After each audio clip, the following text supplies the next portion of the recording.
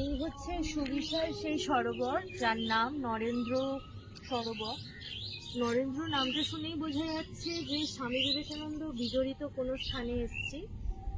আমরা এসেছি আটপুর রামকৃষ্ণ মিশনের। আর রামকৃষ্ণ মিশনের ঠিক খুব সম্ভবত এটা পশ্চিম দিকে এই পুকুরটা অবস্থিত।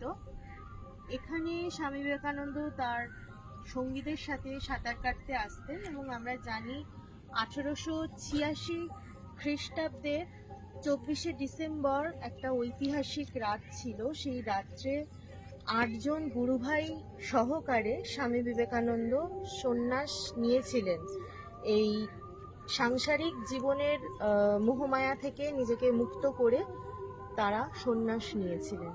আজ সেই ঐতিহাসিক জায়গাতেই আছি আমরা। এই জলের স্পর্শ করে কিছুটা নিজের ভালো লাগা হলো যে সেই পুরনো কোনো ঘটনা যেটা আমাদের বিশ্ববাসীর কাছে আমাদের স্থান, আমাদের ভারতবাসীর স্থান অনেক উঁচুতে নিয়ে গেছিল, সেই মহামানবের প্রতি রইল শ্রদ্ধার্ঘ্য।